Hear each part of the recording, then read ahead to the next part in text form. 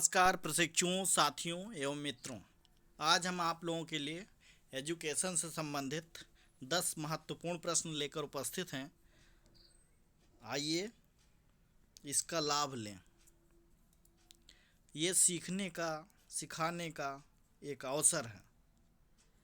इससे आशा करते हैं कि आपके ज्ञान में बढ़ोतरी होगी। यदि अध्ययन या तैयारी की दृष्टि से देखें तो कुछ तो सरल प्रश्न होते हैं जिनको हम जानते हैं या आसानी से जान लेते हैं, उसे ही सामान्य प्रश्न कहते हैं। जब हम जान लेते हैं तो वो हमारे लिए सामान्य हो जाते हैं, सामान्य प्रश्न हैं। और जिन्हें आप अभी पूरी तरीके से नहीं समझ पाए हैं, वैसे प्रश्न जो होते हैं वो महत्वपूर्ण प्रश्न हो बन जाते हैं। कठिन प्रश्न ऐसे प्रश्न कहलाते हैं जिन्हें सीखने में अभी आपको बाधा महसूस हो रही है, यानी उसको स्मरण नहीं कर पा रहे हैं, उसको आप अनुभव में नहीं ला पा रहे हैं, तो वो कठिन प्रश्न बन जाते हैं। विशिष्ट प्रश्न वह प्रश्न होते हैं जिनको आप अभी जानते तक नहीं हैं, तो वो आपके लिए विशिष्ट प्रश्न हो जाते हैं। जब उसी को आप समझ लेंगे तो वह सरल प्रश्न या सामान्य प्रश्न बन जाएगा, तो वह महत्वपूर्ण न रहेगा।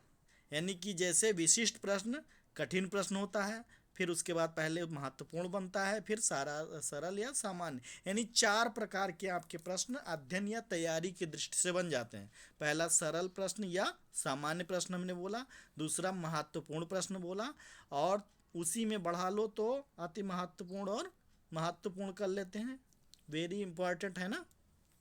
और फिर कठिन प्रश्न यानी जटिल प्रश्न, और फिर विशिष्ट प्रश्न। इनकी सबको परिभाषित कर दिया मैंने। सरल प्रश्न या सामान्य प्रश्न वह है जिनको हम समझ चुके हैं या जान चुके हैं, उनमें पुनरावृत्ति की भी आवश्यकता अधिक नहीं है, प्रश्न देखते ही हम उत्तर समझ लेते हैं।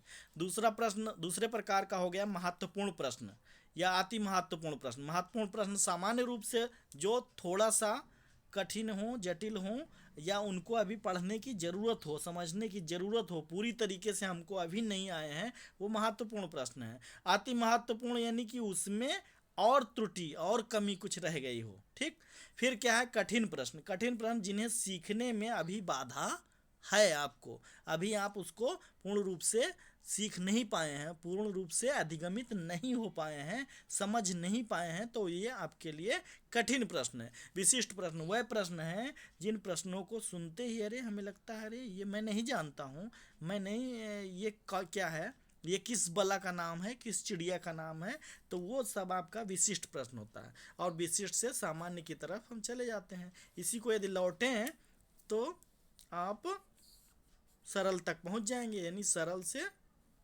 कठिन की ओर और सामान्य से विशिष्ट की ओर। 2 सूत्रों का पालन इसी प्रश्न में हो गया, यानी अध्ययन या तैयारी की दृष्टि से।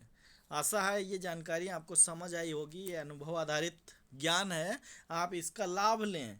ठीक है, कोई प्रश्न प्रश्न प्रश्न होता है, लेकिन इनको कैटेगराइज हम इस प्रकार से कर सकते हैं, और ये सब बालक वही प्रश्न हमारे लिए बहुत सरल है, सामान्य है, और वही प्रश्न किसी के लिए महत्वपूर्ण है, वही प्रश्न किसी के लिए कठिन है, और वही प्रश्न जो बिल्कुल नहीं जानता है उसके लिए विशिष्ट है। क्लियर? चलिए आगे बढ़ते हैं। अब समय मिलेगा तो इस पर वीडियो एक अच्छा सा बना देंगे, तो आप समझ जाएंगे कि हम लोग शिक्षाविद हैं, दार्शनिक हैं, और अपने विचार को, सुझाव को प्रस्तुत करने का हमें अवसर मिला है और हमें करना चाहिए। और यदि किसी को उस पर कोई कमेंट हो, कुछ उसमें लग रहा हो कि आपको यहाँ संशोधन की ज़रूरत है, ठीक, तो आप उसको प्रस्तुत कर सकते हैं। आपके सुझाव का हम सादर सम्मान करते हैं और करेंगे। धन्यवाद। आगे पढ़ते हैं। ये तो छोटी सी बात थी हमारी, वो आपसे कर लिया। पहला प्रश्न हमारा है अपव्यय व अवरोधन संबंधित है। अपव्यय माने यानी फिजूल खर्ची, अधिक खर्च कर देना। किसी कार्य या उद्देश्य पूर्ति में जब हम अधिक से अधिक या अधिक खर्च करते हैं तो उसे अपव्यय कहते हैं। इसी प्रकार से शिक्षा प्रणाली में जब कोई बालक पढ़ता है और किसी क्लास में वह फेल हो जाता है तो दोबारा फिर से पढ़ता है, तो वह क्या उस पर जो धन का खर्च हो रहा है वो क्या है, या शिक्षा का क्या है, वो अपव्यय हो जाता है। इसी को विद्वानों ने अपव्यय कहा। दूसरे शब्दों में हम समझें तो जब कोई छात्र एक ही कक्षा में दोबारा अध्ययन करता है यानी असफल हो जाता है तब, तो उस पर व्यय होने वाले व्यय को शिक्षाविदों ने अपव्यय कहा है, क्योंकि यह खर्च आवश्यक या फिजूल खर्च की श्रेणी में आ गया। यदि बालक पास हो जाता तो उस पर लगने वाला खर्च उपयोग में आ जाता, उसका सदुपयोग हो जाता। यह नहीं हो पाया, इसलिए इसे अपव्यय कहा गया। क्लियर? यानी अपव्यय को समझ गए ना? अपव्यय क्या है? यानी कि जब हम कोई इनपुट करते हैं और इनपुट अपेक्षित रूप से नहीं प्राप्त होता है तो वह इनपुट क्या हो जाता है, अपव्यय हो जाता है। और जो आउटपुट है उसमें फिर से और व्यय करना पड़ेगा, फिर जा कर के आपको फल मिलेगा, इसीलिए उसको अपव्यय कहा गया। क्लियर? अब अवरोधन क्या है? अवरोध के कारण ही तो अपव्यय हुआ, अवरोध के कारण ही अपव्यय हो रहा है। ठीक, तो आपने देखा, अब देखिए अवरोध के कारण ही अपव्यय हो रहा है। यदि फेल ना होता विद्यार्थी बालक तो अपव्यय ना होता। और अवरोधन किसे कहते हैं? इसलिए कि जो वो असफल हुआ, इसीलिए उसको हमने अवरोधन शब्द, विद्वानों ने, शिक्षाविदों ने अवरोधन शब्द से संबोधित किया। जब इसको और दूसरे शब्दों में देखें तो जब बालक एक कक्षा में फेल होकर उसी में फिर पढ़ता है तो उसे अवरोधन कहा जाता है। इसके साथ धन का अपव्यय तो जुड़ा ही है, रहता है। या पढ़ाई जब बालक छोड़ देता है तो शिक्षाविदों ने इसे क्या कहा? अवरोधन कहा। ठीक, अब इसमें हमारा प्रश्न क्या है? हमने दो शब्दों को क्या किया? व्याख्या करने की चेष्टा की। दो शब्द, एक अपव्यय, ठीक है, और दूसरा क्या है? अवरोधन। ठीक है, बैरियर्स, पुनः पढ़ता है, या अवरोधन इसको भी कहते हैं जब बालक विद्यालय छोड़कर चला जाए तो वहां भी अपव्यय भी होगा और अवरोधन भी हो। ये दो शब्द हैं, साथ साथ चलते हैं, दोनों के मीनिंग अलग अलग हैं और दोनों को समझना हमारे लिए अति महत्वपूर्ण या आवश्यक है। ठीक है, इनसे हमको बार बार मुलाकात होती रहती है इन शब्दों से। तो इसमें देखिए कहा गया ये किससे संबंधित है? पाठ्यक्रम से संबंधित है कि समाज से संबंधित है, विद्यालय से संबंधित है, या छात्र से संबंधित है? अभी हमने जो पढ़ाया उससे आपको ये समझ आ गया होगा कि न तो ये समाज से संबंधित है, न पाठ्यक्रम से संबंधित है, और न विद्यालय से संबंधित है। इसका विकल्प सही होगा डी। और इसका मतलब है हमने छात्र की ही बात की, छात्र पर व्यय की बात की, छात्र के अवरोध की बात की। ठीक है, ये शिक्षाविदों ने इसको अपव्यय अवरोधन के नाम से, और वो किससे संबंधित है? छात्र के शिक्षा से, छात्र से। क्लियर? नेक्स्ट प्रश्न, शिक्षण चरों का निम्न में से कार्य है। यानी शिक्षण चर जो होते हैं उनमें उनका जो कार्य है वो क्या क्या है? ठीक, शिक्षण चर माने शिक्षण में जो जो वेरिएबल्स हैं और जो बदलते रहते हैं, परिस्थितियों के अनुसार चेंज उसमें आता रहता है। इस पर एक वीडियो वेरिएबल्स पर बना हुआ है, आप चाहें तो देख सकेंगे और देख लीजिएगा। तो शिक्षण चरों का निम्न में से क्या कार्य है? तो निदान माने डायग्नोस करना, निदान मीन्स डायग्नोस करना यहाँ। दूसरा उपचार मीन्स रिमीडियल ट्रीटमेंट देना, और तीसरा है मूल्यांकन करना। ठीक, चौथा है उक्त सभी। अब इसका उत्तर तो हो जाएगा डी, उक्त सभी। अब देखिए निदान माने क्या होता है? जब हम बालक में समस्या कहाँ है उस पर जब हम एक निदानात्मक शिक्षण करते हैं या उसको पहचानने की कोशिश करते हैं कि कहाँ पर बालक में समस्या है, या पाठ्यक्रम में कहाँ समस्या है, या मेरे में यानी अर्थात शिक्षक में क्या कहाँ समस्या है आदि का जब हम क्या करते हैं, पहचान करते हैं, तो वह निदान कहलाता है, डायग्नोस कहते हैं इसको। दूसरा है जब उस निदान को समस्या कहाँ पर है, जब मैं समझ लेता हूँ, आप समझ लेते हैं, तो उसका उपचार करते हैं, रिमीडियल ट्रीटमेंट करते हैं, ठीक है, उपचार देते हैं, उपचारी शिक्षण कराते हैं, ठीक है। तो जैसे ट्यूशन देना, जैसे अनुदेशन, परामर्श, निर्देशन आदि देना, ठीक है, सहयोग करना आदि, ये जो उपचारी व्यवस्थाएं हैं, इसको ये भी शिक्षण चरों का ही कार्य है। अगला है मूल्यांकन। मूल्यांकन माने जब हम इवैल्यूएट नहीं करेंगे, मूल्यांकन नहीं करेंगे, तब हमें क्या पता नहीं होगा कि हमारा उद्देश्य क्या था और हम कर क्या रहे हैं और हो क्या रहा है, ठीक है। यानी शिक्षण, अधिगम प्रक्रिया और अधिगम प्रतिफल, इसका हमें ज्ञान ही नहीं होगा, इसलिए इसमें मूल्यांकन चर भी इस शिक्षण चरों में महत्वपूर्ण भूमिका निभाता है। तो इसका विकल्प हो गया उपरोक्त सभी, यानी शिक्षण चरों का निम्न में से कार्य है, यानी तीनों कार्य हैं शिक्षण चरों के, निदान करना, उपचार और मूल्यांकन, उपरोक्त सभी, अर्थात विकल्प हो गया डी सही। नेक्स्ट प्रश्न है हमारा, शिक्षण उद्देश्यों की प्राप्ति का साधन शिक्षण कौशल है। ये कथन किसका है? कहा गया कि रायबर्न का है, रायबर्न का है, रिस्क का है, बर्टन का है कि आर ए शर्मा का है?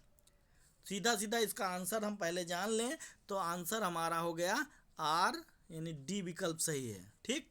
अब देखिए अधिगम, इसको समझेंगे, ये परिभाषा या कथन किया है इन्होंने, आर ए शर्मा ने।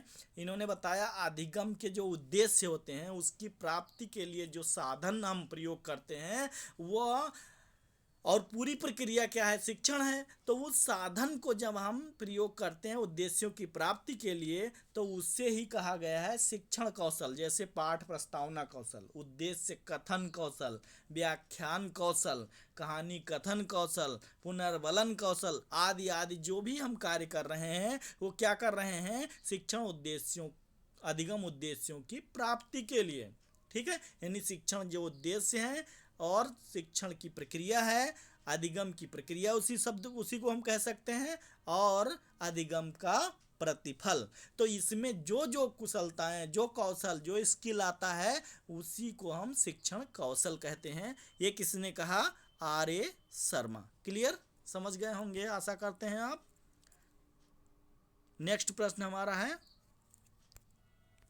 जिस सामग्री में ड्रामा यानी नाटक, रोल अभिनय यानी कि रोल प्ले करना है, यदि आपको किरदार दे दिया गया राहुल गांधी का, किरदार दे दिया गया मोदी का, किरदार दे दिया गया गांधी का किरदार, या कोई प्रयोगशाला में आपको कोई कार्य दे दिया गया तो प्रयोग कर रहे हैं, ये सब जो कार्य हैं या वर्कशॉप है कोई, ठीक है, तो उसमें जो जो हम आदि प्रयोग करना होता है उसे हम क्या कहेंगे इस शब्दों में। देखो इसमें सारे उत्तर बिल्कुल सटीक लग रहे हैं, लेकिन हमको बिल्कुल सबसे समीप का उत्तर चयन करना है, यानी अपेक्षित सहायक सामग्री, यानी कि शिक्षण में हम जिन जिन सहायक सामग्रियों का प्रयोग करते हैं तो ये अपेक्षित उद्देश्यों को पूरा करने वाली सामग्री हैं, तो उससे हम कहेंगे अपेक्षित सहायक सामग्री। दूसरा है श्रव्य दृश्य सहायक सामग्री, यानी देखने और सुनने दोनों एक साथ करने वाले जो कार्य हैं वो क्या हो जाएगा, श्रव्य दृश्य सहायक सामग्री, ठीक। अगला है शाब्दिक शिक्षण सामग्री, लेक्चर आदि जो भी होगा, या इसमें भी श्रव्य जुड़ा हुआ है।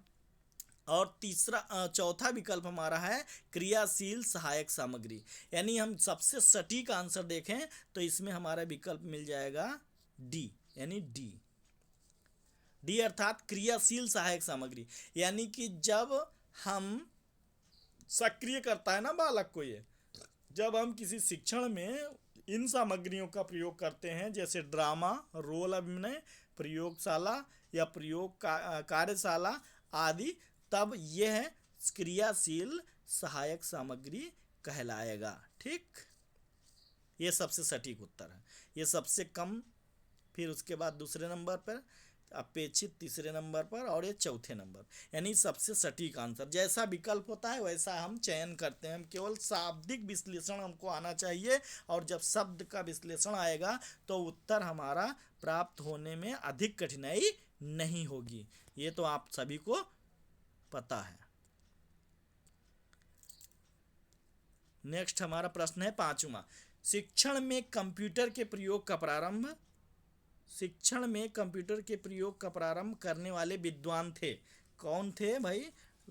डॉक्टर लॉरेंस, डेनियल डेविस, उक्त दोनों, इनमें से कोई नहीं।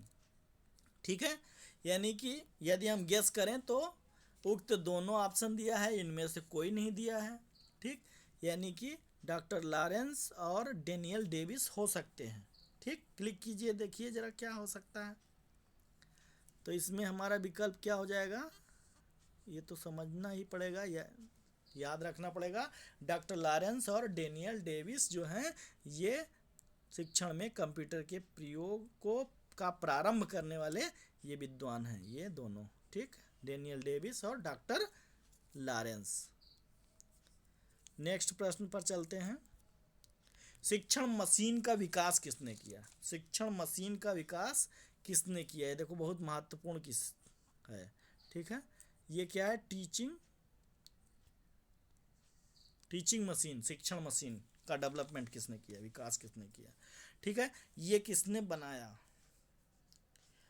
देखिए DW एलन, ये बहुत जानी मानी हस्ती है, इसके विषय में आप अध्ययन करें। सिडनी एल प्रेस्य, BF स्किनर और सिल्वरमैन, सारे प्रसिद्ध विद्वान हैं। तो छठा प्रश्न हमारा है, इसमें हमारे विद्वान हैं सिडनी एल प्रेस्य। ठीक, ये याद कर लीजिए, और अलग विद्वानों का नाम फिर हम बाद बताएंगे। BF स्किनर पुनर्बलन आकस्मिकताओं का क्रम है, ये बताया, और इन्होंने सर्च किया, सिद्धांत दिए। ठीक, ज़्यादा डिटेल हम नहीं करेंगे इसमें, आप कमेंट करके इसमें बताइएगा, और विद्वानों की जो विशेषताएं हैं वो आप बताइएगा। ठीक है, यही जान लीजिए कि मुझे नहीं आता। चलिए अगला 7वां प्रश्न है। 7वां प्रश्न है, भारत में शैक्षिक तकनीकी केंद्र की स्थापना हुई, कब हुई? ठीक है, यानी इन्होंने विकल्प दिया है 1971, 1970, 1972, कोई नहीं, तो इसको काट दीजिए, और ये हमारा विकल्प है 1970। ठीक है, अब ये किसके द्वारा स्थापित हुई यदि देखें तो ये हो जाएगा NCERT। ठीक है, NCERT ने किया। क्लियर है? भारत में शैक्षिक तकनीकी केंद्र की स्थापना कब हुई? 1970 में। किसके द्वारा की गई? NCERT। नेक्स्ट प्रश्न हमारा है, ये बहुत महत्वपूर्ण प्रश्न है, स्कूल इज डेड नामक पुस्तक किसने लिखी गई? ठीक, यह पुस्तक लिखी गई थी किसके द्वारा? एवरेट रीमर द्वारा, इवान इलिच द्वारा, पॉल गुड्समैन द्वारा, उपरोक्त में से कोई नहीं। तो सबसे पहले ये ऑप्शन काट दीजिए, पॉल गुडमैन नहीं है, ये भी नहीं है। ठीक, इवान इलिच ये एक विद्यालय निर्विद्यालयीकरण की बात कर रहे हैं,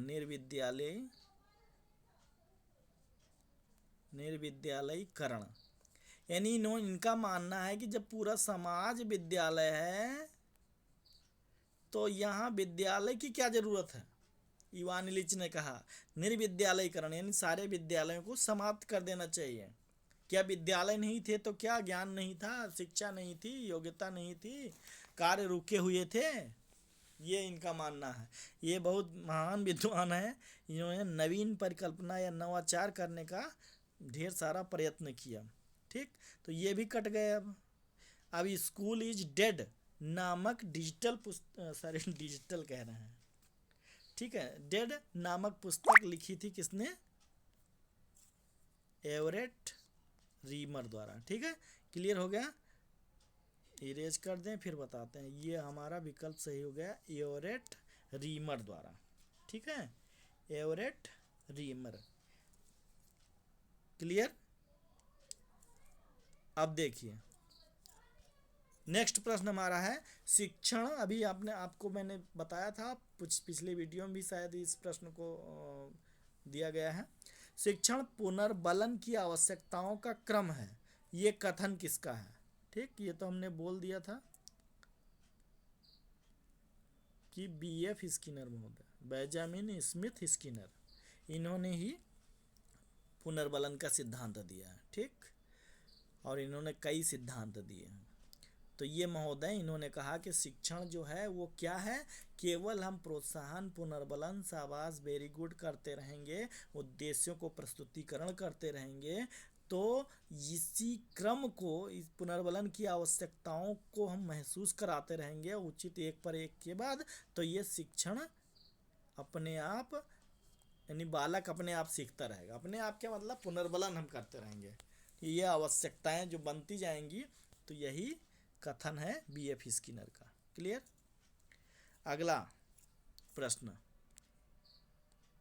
अब ये जान गए हैं, कल आपने पढ़ लिया होगा, तो ये सरल प्रश्न लगेगा, बिल्कुल सामान्य प्रश्न होगा। इस पे फर्जी आप समय लगता होगा कि आप गंवा रहे हैं। ठीक है, टाइम ज़्यादा हो जाता है, मैं समझाने लगता हूँ, आपको लगता होगा कि 21 मिनट में इतने 10 प्रश्न सिखाया आपने। ठीक है, खैर कोई बात नहीं, मेरी अपनी गति है, एक स्वगति का सिद्धांत है।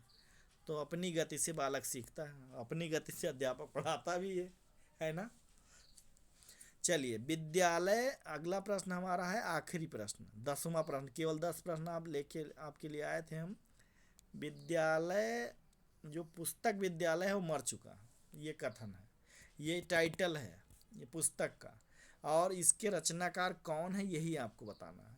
इवान इलिच हमने बताया था, निर्विद्यालयीकरण बताए हैं कि समाज में विद्यालय होना ही नहीं चाहिए, क्योंकि समाज, जब पूरा समाज विद्यालय है तो इन विद्यालयों की क्या आवश्यकता। गुड्स, और बहुत सारे थॉट दिए हैं, मैंने एक बात केवल बता दी, गुड्समैन भी नहीं है और कोई नहीं है। ये प्रश्न आप अभी पढ़ चुके हैं, यही दूसरे शब्दों में है प्रश्न। ठीक है, तो एवरेट रेमर महोदय हैं, इन्होंने लिखा है, पुस्तक बनाई है, और उसमें लिखा है कि पुस्तक विद्यालय मर चुका है। क्यों कहा है? क्योंकि टेक्नोलॉजी का युग है, डिजिटलीकरण है, इतना बढ़ गया है कि पुस्तक विद्यालय या पुस्तकों को कौन पढ़ता है, कौन ढूंढता है, कौन देखता है। ठीक है, यानी कि आजकल पेपर, न्यूज़पेपर, पुस्तकें, पत्रिकाएं आदि पर कोई विशेष ध्यान नहीं दे रहा है। सामान्यतः तो आवश्यक रूप से देता ही है, विद्यार्थी तो पुस्तकों से प्रेम करेगा ही, फिर भी पुस्तक तभी उठाता है जब उसे लगता है कि ये ज़रूरी है, मुझे उठाना चाहिए।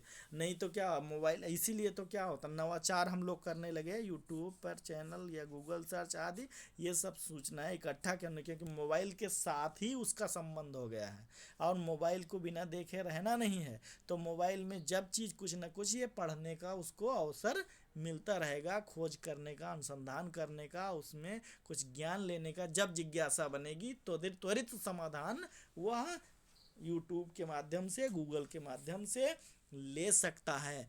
तो इसीलिए ये कथन इसी पे सत्य हो रहा है कि पुस्तक विद्यालय मर चुका है। तो ये एवरेट रेमर महोदय ने इसकी रचना की, इस पुस्तक की। नेक्स्ट हमारा है प्रश्न, तो खैर है नहीं। Thanks for like and thanks for subscribe, thanks for watching. यदि आपको वीडियो पसंद आए तो आप उसका लाभ लें और सब्सक्राइब भी करा सकते हैं, सहयोग कर सकते हैं, मेरा पुनर्बलन कर सकते हैं। ठीक है, धन्यवाद। मुझे कॉल कर सकते हैं, कमेंट कर सकते हैं, जिससे और नेक्स्ट वीडियो जो आपको चाहिए उसके लिए आप कह सकते हैं एजुकेशन से संबंधित। हम आपकी सेवा में सदैव तत्पर हैं। हम किसी के काम आ सकें, हमारे लिए गर्व की बात है। धन्यवाद।